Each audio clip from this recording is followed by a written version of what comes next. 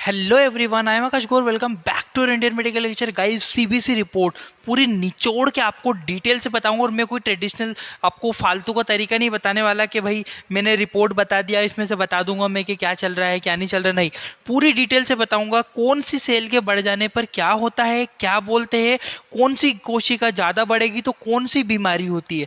इस रिपोर्ट मतलब ये जो पूरा आप मेरी वीडियो देखोगे ना, इससे आप ये चीज़ समझ जाओगे कि रिपोर्ट देख के ही आप पता कर लोगे कि पेशेंट को कौन सी बीमारी है। तो आपको रिपोर्ट पढ़ना मैं सिखाऊंगा, उससे रिलेटेड बीमारियां कैसे होती है, कौन सी बीमारी होती है, ये सारी चीज़ें आपको मैं डिटेल से यहाँ पे बताने वाला हूँ। स्टार्ट करते गए सीबीसी की रिपोर्ट। देखो, रिपोर्ट तो हम लोग आपको दिख रही होगी इस तरह की रिपोर्ट। ये जो पैरामीटर दिख रहे हैं ना, RBC, haemoglobin, MCV, MCH, MCHC, क्या होता है, फुल फॉर्म क्या है, बढ़ जाने पर कौन सी बीमारी, कम हो जाने पर कौन सी बीमारी, ये सब डिस्कस करेंगे।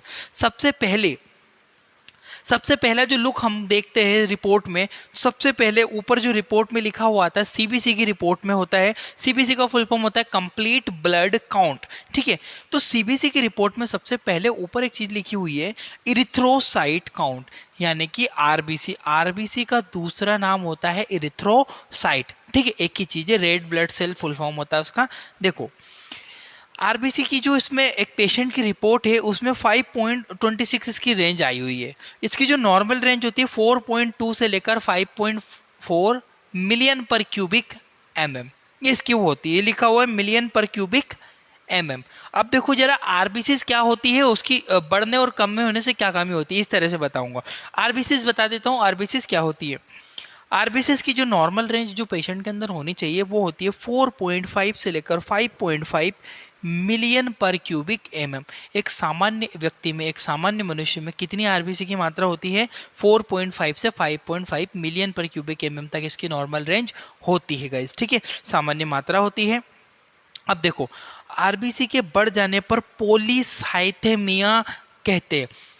अगर आप जैसे कि रिपोर्ट है पीछे, इसमें मैंने बोला है कि 5 पॉइंट लिखा हुआ 5.26 इसकी नॉर्मल। अगर ये 7 या 8 हो जाता तो क्या होता है, यानी कि जब भी आरबीसी बढ़ती है, यानी कि रिपोर्ट में यदि इसकी वैल्यू ज़्यादा आती है, आरबीसी के बढ़ जाने को हम लोग कहते हैं पॉलीसाइथेमिया। इससे डिहाइड्रेशन भी होता है गाइस, ये चीज़ ध्यान रखना आप लोग। अब आरबीसी के कम होने पर एनीमिया, सबको पता है आरबीसी मतलब हीमोग्लोबिन, क्योंकि आरबीसी की सतह पर हीमोग्लोबिन पाया जाता है। तो यदि आरबीसी की मात्रा कम हुई तो हीमोग्लोबिन की मात्रा भी कम हो जाएगी। ठीक है, और इससे कम होगा तो ब्लड का लेवल डाउन होगा, उससे एनीमिया नामक बीमारी होती है। डायग्राम में देख सकते हो, नॉर्मल पेशेंट में ऐसा होता है, एनीमिया में ऐसा हो जाता है। ठीक है, यानी कि उसमें कोशिकाओं की कमी, सेल्स की कमी आ जाती, इसे हम लोग क्या कहते हैं, इसे सिंपली कहा जाता है एनीमिया। याद रखना गाइस, बीमारी भी बताई मैंने। आरबीसी की सामान्य मात्रा 4.5 से 5.5 मिलियन पर क्यूबिक एमएम होती है। आरबीसी के बढ़ जाने पर पॉलीसाइथेमिया नामक बीमारी होती है, और कम हो जाने पर एनीमिया नामक बीमारी होती है। जल्दी स्क्रीनशॉट ले लो, आगे बढ़ रहा हूँ मैं फिर यहाँ से। अब जो नेक्स्ट पैरामीटर इसमें आता है वो होता है हमारा इरिथ्रोसाइट के बाद जस्ट नीचे देखोगे तो हीमोग्लोबिन आता है। इरिथ्रोसाइट के जस्ट नीचे की साइड पे आप लोग देख रहे हो तो हीमोग्लोबिन लिखा हुआ। अब ये हीमोग्लोबिन क्या होता है गाइस, ये चीज समझो आप लोग। ठीक है, अब देखिएगा, हीमोग्लोबिन, हीमोग्लोबिन की एक सामान्य मात्रा होती है, कितनी होनी चाहिए सामान्य मात्रा, वो होती है 13, जो 12 से 16। ठीक है, मेल और फीमेल में वेरिएशन डिपेंड करता है। इसके लिए हम लोग आगे वाली स्लाइड को समझते हैं। एरिथ्रोसाइट यानी कि आरबीसी बताया, अब हीमोग्लोबिन समझेंगे। मैं आगे बढ़ता हूँ। देखो जरा हीमोग्लोबिन क्या होता है। जो हीमोग्लोबिन की नॉर्मल रेंज मेल के अंदर यानी कि पुरुषों के अंदर कितनी होती है, पुरुषों के अंदर सामान्य मात्रा 14 से 18 ग्राम पर डेसीलीटर। महिला में अलग होती है, पुरुषों में अलग होती है, चिल्ड्रंस में अलग होती है, बच्चों में अलग होती है। एडल्ट्स की बात करो तो उनमें भी वेरिएशन रहता है हीमोग्लोबिन का, ये चीज़ आप लोग ध्यान रखना। तो मैं नॉर्मल मेल और फीमेल की अगर मैं बात करूँ तो मेल के अंदर जो आरबीसी की संख्या होती है, सॉरी, हीमोग्लोबिन की जो मात्रा होती है 14 से 18 ग्राम पर डेसीलीटर तक होती है, ये चीज़ आप लोग ध्यान रखना। और जो फीमेल होती है, महिलाएं होती है, उनके अंदर 12 से 16 ग्राम पर डेसीलीटर तक उनकी नॉर्मल रेंज होती है महिलाओं। अगर इनकेस हीमोग्लोबिन बढ़ गया, ज़्यादा वैल्यू आई, रिपोर्ट में ज़्यादा आई, तो क्या होता है, हीमोग्लोबिन के बढ़ जाने पर पॉलीसाइथेमिया होता है। अब ये बोलोगे सर आरबीसी में भी आपने यही चीज बोल दी, सॉरी, आपने हीमोग्लोबिन में भी यही बोल दी, तो भैया आरबीसी की सतह पर ही तो हीमोग्लोबिन होता है। समझ रहे हो आप बात को। यदि आरबीसी कम तो हीमोग्लोबिन भी कम। क्लियर है गाइस? तो अगर आपका आरबीसी या हीमोग्लोबिन कम होगा तो ज़्यादा होगा तो पॉलीसाइथेमिया कहते हैं, और कम होगा तो एनीमिया कहते हैं। ये चीज़ आप लोग ध्यान रखना। जल्दी से आप लोग एक इसका स्क्रीनशॉट ले लो, फिर आगे बढ़ता हूँ। वैल्यू याद रखना, 14 से 18 मेल के अंदर, 12 से 16 फीमेल के अंदर। नेक्स्ट रिपोर्ट देखो फिर से। अभी तक हमने आरबीसी देखा, हीमोग्लोबिन देखा, अब ये पीसीवी, एमसीएच, एमसीवी, एमसीएचसी क्या होता है समझो जरा, एक एक करके समझेंगे। पहले आप देख रहे हो पैक्ड सेल वॉल्यूम। अब ये पैक्ड सेल वॉल्यूम किसी की रिपोर्ट में नहीं यहाँ पे लगाई हुई है, 40 आई हुई है, 40% बताई हुई है। नॉर्मल रेंज भी लिखे हुए 37 to 47। बट हम इसको डिटेल से समझते हैं कि ये पीसीवी होता क्या है। देखो जरा, पीसीवी का पूरा नाम होता है पैक्ड सेल वॉल्यूम। क्लियर है गाइस? पैक्ड सेल वॉल्यूम होती क्या है जरा समझो। मेल के अंदर, इसकी पहले नॉर्मल रेंज जरा जान लो, जो पुरुषों के अंदर 40 से लेकर 54 तक, ठीक है, 40 to 54 मेल के अंदर उपस्थित रहती है। फीमेल की बात करूंगा तो 38 से 47 तक, या फिर 37 से लेकर 4। देखो इस पॉइंट का जो अंतर मैं बोल रहा हूँ ना, ये लेबोरेटरी टू लेबोरेटरी वेरी करता है, ठीक है। हो सकता है मेरा हीमोग्लोबिन कुछ एक आध पॉइंट आपके हीमोग्लोबिन से ज़्यादा हो, तो आप बोलोगे सर हम भी तो मेल है, आप भी मेल हो, तो इन दोनों में चेंजेस कैसे आ गया? मेल में तो समान होता है, पर भैया व्यक्ति की शरीर के ऊपर भी निर्भर करता है, जो पॉइंट में वेरिएशन जरूर आएगा। आप घबराइएगा मत, कोई आपको बीमारी नहीं रहती है। अगर हाँ 10-5 अंक आगे पीछे आया तो प्रॉब्लम है, पॉइंट में यदि वेरिएशन आ रहा है तो ज़्यादा प्रॉब्लम नहीं होती है, ठीक है। वो लेबोरेटरी टू लेबोरेटरी वेरी करता है। पीसीवी की नॉर्मल रेंज 40 से 34 मेल के 54 मेल के अंदर होती है, फीमेल के अंदर 38 से 47, ठीक है। 47 या फिर 37 से 47 तक नॉर्मल रेंज हो सकती है। पीसीवी की सहायता से, अब ये पॉइंट गोल्डन पॉइंट है जो मैं आपको बोल रहा हूँ, पीसीवी की सहायता से यह पता किया जाता है कि संपूर्ण रक्त में आरबीसी कितने % भाग उपस्थित है। परसेंटेज की बात कर रहा हूं मैं, फिर से रिपीट करता हूं। पीसीवी की सहायता से यह पता किया जाता है कि संपूर्ण रक्त में आरबीसी का कितना %, पूरे होल ब्लड, मेरे पूरे ब्लड में सबको पता है 6 लीटर या 7 लीटर तक नॉर्मल माना जाता है, तो ब्लड के अंदर पूरे ब्लड में आरबीसी का कितना % है, कितना % भाग उपस्थित है, ये पीसीवी पैक्ड सेल वॉल्यूम की सहायता से आप पता कर सकते हो। यदि पीसीवी बढ़ेगा तो वही भाई है पॉलीसाइथेमिया, और इसको हम लोग डिहाइड्रेशन भी कहते हैं। पीसीवी अगर बढ़ गया तो, जब डिहाइड्रेशन यानी कि पानी की कमी होगा तब भी हमें पीसीवी बढ़ा हुआ देखने को मिल सकता है। ये चीज़ आप लोग ध्यान रखना, उसे डिहाइड्रेशन की कंडीशन कहते हैं। पीसीवी के कम होने को एनीमिया कहते हैं, सबको पता है। पीसीवी कम हो रहा मतलब क्या हो रहा है, किसका लेवल डाउन हो रहा है? पीसीवी का लेवल डाउन होने से आरबीसीएस की मात्रा कम होती है। ये चीज़ आप लोग ध्यान रखना, क्योंकि पीसीवी वही है कि पीसीवी की सहायता से पैक्ड सेल वॉल्यूम, जैसे कि मैंने बोला है, इसकी सहायता से शरीर के संपूर्ण शरीर में कितनी मात्रा में आपका, कितनी % में आपका हीमोग्लोबिन उपस्थित है, ये चीज़ निर्भर करता है। क्लियर है? स्क्रीनशॉट लो, आगे बढ़ता हूँ फिर। अब हमने पढ़ा पीसीवी, अब इसके नीचे जस्ट लिखा हुआ है एमसीवी, मीन कार्पस्कुलर वॉल्यूम। अब ये एमसीवी क्या होता है देखो जरा। एमसीवी मतलब होता है मीन कार्पस्कुलर वॉल्यूम। अब ये एमसीवी की जो नॉर्मल रेंज है 80 से 96 एफएल, एफएल का फुल फॉर्म होता है फेम्टोमीटर, ठीक है। फेम्टोमीटर इसका फुल फॉर्म होता है, ये चीज़ आप लोग ध्यान रखना। ये क्वेश्चन बहुत बार कहीं ना कहीं कंपटीशन एग्जामों में पूछे जाते हैं। यूनिट होती है, ठीक है, मेज़र करने की 80 से 96 एफएल यानी कि फेम्टोमीटर होता है, ठीक है। एमसीवी, ये गोल्डन पॉइंट बता रहा हूँ मैं आपको यहाँ पे कॉम्पिटिटिव के अकॉर्डिंग, और आपको आना चाहिए। एमसीवी, अच्छा एमसीवी टेस्ट लगाते क्यों है? एमसीवी की सहायता से यह पता किया जाता है कि आरबीसी का आयतन या उसका आकार कितना है। Mean corpuscular volume, mean corpuscular volume का मतलब यही होता है कि आरबीसी का आकार कितना है। क्लियर है? अगर उसका आकार में चेंजेस आता है, जैसे कि स्पाइरोसाइटोसिस होता है, और भी बहुत सारी ऐसी बीमारी होती है, यदि उसके आकार में परिवर्तन आता है तो प्रॉब्लम होती है। इसलिए हम लोग आरबीसी के आकार को, यानी कि आरबीसी बड़ी तो नहीं है, आरबीसी बहुत ज़्यादा छोटी तो नहीं है, ये चीज़ पता करते हैं। काई से हम ये पता कर पाते हैं? एमसीवी, मीन कार्पस्कुलम वॉल्यूम की सहायता से। अब देखो एमसीवी के बढ़ जाने को मैक्रोसाइट कहते हैं। यदि एमसीवी की मात्रा बहुत ज़्यादा इंक्रीज हो रही है, ठीक है गाइस, तो यदि एमसीवी की मात्रा बढ़ गई है तो बढ़ी हुई मात्रा को हम लोग कहते हैं मैक्रो। मैक्रो मतलब बड़ा, साइट मतलब सेल, ये चीज़ ध्यान रखना। एमसीवी के कम होने पर माइक्रोसाइट। मैक्रो का मतलब बड़ा, माइक्रो का मतलब छोटा, दोनों में बहुत ज़्यादा वेरिएशन नहीं होता है। मैक्रो मतलब बड़ा, माइक्रो मतलब छोटा। क्लियर है गाइस? यहाँ तक आप लोगों को समझ में आना चाहिए, इसमें कोई डाउट नहीं होना चाहिए किसी को भी, ठीक है। स्क्रीनशॉट लो जरा एमसीवी का, फिर आगे बढ़ता हूँ। ये भी बहुत इंपॉर्टेंट है गाइस, बहुत बार चीज़ों में पूछा जाता है। देखो जरा रिपोर्ट, अभी तक हमने आरबीसी को समझा, हीमोग्लोबिन को समझा, पीसीवी और एमसीवी भी बता दिया, मेन कार्पस्कुलम वॉल्यूम। स्क्रीनशॉट ले लेना, डबल पढ़ लेना, कोई प्रॉब्लम नहीं है, वीडियो को डबल भी देख सकते हो। उसके बाद आता है हमारा एमसीएच। अभी तक एमसीवी पढ़ा, अब एमसीएच देखते हैं। एमसीएच एक्चुअल में क्या होता है वो समझो। एमसीएच का मतलब होता है guys mean corpuscular haemoglobin. Mean corpuscular haemoglobin, full form बता रहा हूँ। अब ये क्या होता है, इसकी जो नॉर्मल रेंज है 27 से 33 पीजी। पीजी का मतलब होता है पिकोग्राम, ये यूनिट है, यह सबसे छोटी यूनिट होती है गाइज, पिकोग्राम, ठीक है।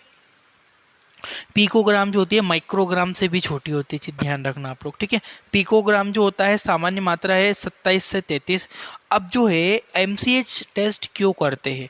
एमसीएच की सहायता से यह पता किया जाता है कि आरबीसी के ऊपर कितना परसेंट हीमोग्लोबिन हर एक, प्रत्येक आरबीसी की बात हो रही है, हर एक। जैसे कि मेरे शरीर में 4.5 टू 5.5 मिलियन होती है, मेरे पास है 4 मिलियन है, तो हर एक आरबीसी के ऊपर कितना परसेंट हीमोग्लोबिन उपस्थित है, हम लोग एमसीएच की सहायता से यह पता कर सकते हैं, ठीक है गाइस। एमसीएच की मात्रा बढ़ जाने पर आरबीसी का आकार भी बढ़ जाता है, समझो बात को। मैंने बोला एमसीएच की सहायता से यह पता किया जाता है कि आरबीसी में कितना परसेंट हीमोग्लोबिन है। अगर हीमोग्लोबिन ज़्यादा हो गया तो आरबीसी का साइज बढ़ गया, क्योंकि हीमोग्लोबिन आरबीसी की सतह पर उपस्थित रहता है, सबको पता है बात। और ज़्यादा हीमोग्लोबिन मतलब आरबीसी को बड़ा होना पड़ेगा, और आरबीसी यदि बड़ी हो जाएगी तो क्या होगा, मैक्रो। मैक्रो का मतलब होता है गाइस बड़ा, आरबीसी का आकार बढ़ जाता है, यानी कि एमसीएच जब भी बड़ा होता है मैक्रोसाइटिक कहते हैं। एनीमिया ही होता है ऑब्वियसली। मैक्रो मतलब आरबीसी का आकार बढ़ गया।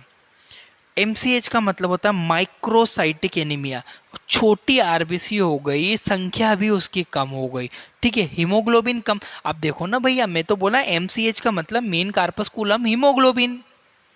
एक आरबीसी पे कितना हीमोग्लोबिन है? अगर हीमोग्लोबिन की संख्या कम है, हीमोग्लोबिन का परसेंटेज यदि कम है, तो क्या होगा, हीमोग्लोबिन का परसेंटेज डाउन मतलब एनीमिया। और हीमोग्लोबिन कम होगा तो उसकी साइज में छोटी हो जाएगी। साइज जैसे ही छोटी हुई गाइस, जैसे ही उसकी कोशिका छोटी हो जाएगी तो माइक्रो बोलेंगे, बड़ी हो जाएगी तो मैक्रो बोलेंगे। क्लियर हुआ? स्क्रीनशॉट ले लो जल्दी से इसका, फिर आगे बढ़ता हूँ।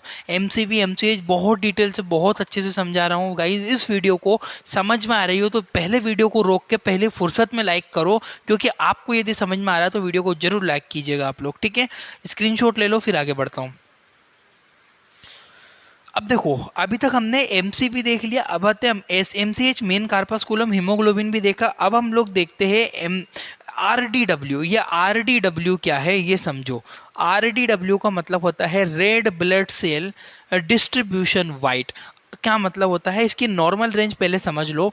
इसकी जो नॉर्मल रेंज होती है 11 से लेकर 14% तक इसकी सामान्य मात्रा होती है, ये चीज़ आप लोग ध्यान रखना। सामान्य मात्रा 11 से लेकर 4% तक होती है आरडीडब्ल्यू। आरडीडब्ल्यू का फुल फॉर्म होता है red blood cell distribution wide. ये भी आपको सीबीसी की रिपोर्ट में देखने को मिलेगा। आरडीडब्ल्यू की सहायता से यह पता किया जाता है कि आरबीसी के आकार और संख्या में कितना परिवर्तन है। समझो बात को, आरडीडब्ल्यू से मैं क्या पता कर रहा हूं कि उसका आकार और उसकी संख्या के बीच में कितना वेरिएशन है। यानी कि आकार बड़ा है, संख्या कम है, तो उसमें अंदर वेरिएशन आ गया ना, तो उसके बीच का जो वेरिएशन है वो समझने के लिए हम लोग आरडीडब्ल्यू करते हैं। आरडीडब्ल्यू के बढ़ जाने पर आरबीसी के आकार की संख्या, आकार और संख्या बहुत ही परिवर्तित आ जाती है। ठीक है, यदि उसका आरडीडब्ल्यू की वैल्यू बढ़ी तो उसमें बहुत चेंजेस है, आरबीसी का आकार भी अलग है, उसकी संख्या भी अलग है। और अगर आरडीडब्ल्यू का लेवल कम, मतलब कि संख्या और आकार दोनों एक समान है, मतलब एनीमिया के लिए स्पेसिफिक रहता है, एनीमिया से समझ में आता है। क्लियर है गाइस? स्क्रीनशॉट ले लो, फिर आगे बढ़ता हूँ। अभी तक आरडीडब्ल्यू समझा, अब हम लोग आते हैं ब्लड की डब्ल्यूबीसी कोशिकाओं के ऊपर। अब ये डब्ल्यूबीसी कोशिकाएं क्या होती है वो चीज समझो। दिखा है टोटल ल्यूकोसाइट काउंट, यानी कि टोटल टोटल क्यों? क्योंकि डब्ल्यूबीसी अलग अलग होती है और अलग अलग के बढ़ने से अलग अलग प्रकार की बीमारियां होती है। जरा देखो बताता हूँ। पहले हम लोग संपूर्ण डब्ल्यूबीसी के बारे में समझेंगे। डब्ल्यूबीसी का फुल फॉर्म होता है व्हाइट ब्लड सेल। डब्ल्यूबीसी का फुल फॉर्म क्या है? व्हाइट ब्लड सेल्स के नाम से हम डब्ल्यूबीसी को जानते हैं। इसकी जो सामान्य मात्रा होती है 4.5 से लेकर 11,000। ठीक है, 4,000, 4,500 से लेकर 11,000 तक नॉर्मल संख्या होती है डब्ल्यूबीसी की श्वेत रक्त कणिकाएं, जिसे हम लोग ल्यूकोसाइट भी कहते हैं। ल्यूकोसाइट का मतलब भी डब्ल्यूबीसी ही होता है। ठीक है, डब्ल्यूबीसी की सहायता से डब्ल्यूबीसी टेस्ट की सहायता से हम लोग ये पता कर सकते हैं कि डब्ल्यूबीसी कितनी मात्रा में उपस्थित है। ठीक है, ब्लड के अंदर उसका वैल्यू क्या है, उसका कितना परसेंटेज है, कितना भाग डब्ल्यूबीसी का उपस्थित है, हम लोग ये चीज़ समझ सकते हैं। ठीक है, डब्ल्यूबीसी के बढ़ जाने पर कौन सी बीमारी होती है? ल्यूकोसाइटोसिस। ल्यूकोसाइटोसिस का मतलब डब्ल्यूबीसी का संख्या बढ़ गई। और जब भी डब्ल्यूबीसी बढ़ेगी, यानी कि आपके शरीर में कोई ना कोई activity, infection, viral infection, parasitic infection, allergic वगैरह आपको हुई है, तभी आपकी डब्ल्यूबीसी बढ़ेगी। ठीक है गाइस, एक एक सेल बताऊंगा, अभी तो रुको रुको जरा, सबर करो, सभी को मिलेगा। डब्ल्यूबीसी के कम होने पर ल्यूकोसाइटोपिनिया कहते हैं। अगर डब्ल्यूबीसी कम हो गई तो क्या कहते हैं? ल्यूकोसाइटोपिनिया। गाइस ये क्वेश्चन बहुत, आप लोग अगर ग्रुप 5 की प्रिपरेशन करते हो वहां भी पूछे जाते हैं कि डब्ल्यूबीसी के बढ़ जाने को क्या कहते हैं? ल्यूकोसाइटोसिस। और कम हो जाने पर ल्यूकोसाइटोपिनिया। याद रखना, टर्मिनोलॉजी है, बहुत इंपॉर्टेंट है। जल्दी स्क्रीनशॉट लो, फिर आगे बढ़ता हूं। देखो अभी तक हमने समझा डब्ल्यूबीसी, अब समझते हैं न्यूट्रोफिल। जैसे नेक्स्ट पैरामीटर दिया है न्यूट्रोफिल का। अब ये न्यूट्रोफिल क्या होती है गाइस, वो समझो जरा। न्यूट्रोफिल की जो नॉर्मल रेंज होती है, ये एक डब्ल्यूबीसी का ही प्रकार है। ठीक है, डब्ल्यूबीसी का ही प्रकार होती है न्यूट्रोफिल। न्यूट्रोफिल की संख्या 2,000 से लेकर 7,000 पर क्यूबिक mm तक इसकी संख्या होती है। सबसे ज्यादा मात्रा में, ये क्वेश्चन बहुत बार पूछा जाता है, सबसे ज्यादा मात्रा में पाए जाने वाली डब्ल्यूबीसी कोशिका क्या, कौन सी होती है? न्यूट्रोफिल्स होती है। ठीक है, ये नॉन स्पेसिफिक सेल है। यदि आपके शरीर में कोई भी बैक्टीरियल, कोई भी वायरल इन्फेक्शन होगा तो इसकी संख्या बढ़ जाती है। क्लियर है? शरीर में किसी भी प्रकार का संक्रमण होने पर न्यूट्रोफिल की संख्या बढ़ जाती है। वही चीज़ सेम बोली मैंने, कोई भी आपको इन्फेक्शन हो, जरूरी नहीं पर्टिकुलर कोई एक इन्फेक्शन हो, किसी भी प्रकार का इन्फेक्शन होने पर डब्ल्यूबीसी में न्यूट्रोफिल की संख्या बहुत ज़्यादा बढ़ जाती है। कोई स्पेसिफिक सेल नहीं है कि पर्टिकुलर किसी इन्फेक्शन में बढ़ी है। यानी कि आपको इस सेल को देखकर आप ये नहीं बोल सकते कि निमोनिया हुआ है, टाइफाइड हुआ है, कोविड हुआ है, वायरल इन्फेक्शन हुआ है, या फिर किसी भी प्रकार का कोई इन्फेक्शन आपको हुआ है। हाँ, आप इतना कह सकते हो कि न्यूट्रोफिल बड़ी है, यानी कि कोई न कोई इन्फेक्शन आपको हुआ है शरीर में। क्लियर है? न्यूट्रोफिल के बढ़ जाने पर न्यूट्रोफिलिया कहा जाता है। न्यूट्रोफिल की बढ़ी हुई संख्या, यदि न्यूट्रोफिल बढ़ गई, नॉर्मल रेंज से ज्यादा हो गई, तो इसे क्या कहते हैं? न्यूट्रोफिलिया। और यदि न्यूट्रोफिल कम हो गई तो न्यूट्रोपिनिया। फिलिया और पिनिया, फिलिया मतलब बड़ा, पिनिया मतलब कम। Neutrophilia, neutropenia. क्लियर है गाइस? आई होप कि आपको यहां तक चीजें समझ में आई होगी। जल्दी स्क्रीनशॉट लो, फिर आगे बढ़ता हूं मैं। क्लियर है गाइस? कोई डाउट हो तो कमेंट्स करके मुझे जरूर बताइएगा। ठीक है आप लोग? अब हम लोग डिस्कस करते हैं। हम लोगों ने अभी तक न्यूट्रोफिल काउंट पढ़ा, अब न्यूट्रोफिल के बाद आती है लिम्फोसाइट। अब ये लिम्फोसाइट सेल्स क्या करती है, देखो जरा। लिम्फोसाइट की जो नॉर्मल रेंज होती है 1000 से लेकर 3000 तक पर क्यूबिक एमएम इसकी रेंज होती है, ये चीज़ आप लोग ध्यान रखना। शरीर में किसी भी प्रकार का इन्फ्लामेशन होने पर लिम्फोसाइट की संख्या बढ़ जाती है। अब ये इन्फ्लामेशन क्या होता है भैया? सूजन आना, स्वेलिंग हो जाना, रेडनेस हो जाना। जैसे कि आप क्या हुआ, मैं मेरी बात समझना आप, कि आपको किसी चींटी ने काटा, गाल पे चींटी ने काटा, तो क्या होगा? पहले इचिंग चलेगी, लाल लाल लाल लाल हो जाएगा, रेडनेस बनने लगेगी और बम्प हो जाएगा, स्वेल हो जाएगा। इसे कहते हैं इन्फ्लामेशन। ठीक है, यदि आपको बॉडी में किसी भी प्रकार का कोई इन्फ्लामेशन हुआ है, उस अवस्था में आपकी ल्यूकोसाइट की मात्रा बढ़ जाएगी। आप लोग इस पॉइंट को अच्छे से ध्यान रखना। ठीक है गाइस, नेक्स्ट आता है ल्यूकोसाइट यदि कम हो गई तो लिम्फोसाइटोपिनिया कहते हैं, और ज़्यादा हो गई तो लिम्फोसाइटोसिस कहते हैं। ठीक है, अगर ल्यूकोसाइट ज़्यादा बढ़ गई तो लिम्फोसाइटोसिस, और लिम्फोसाइट है आपकी ज़्यादा बढ़ गई तो लिम्फोसाइटोसिस, और लिम्फोसाइटोपिनिया कम हो गई तो। ठीक है, स्क्रीनशॉट लो।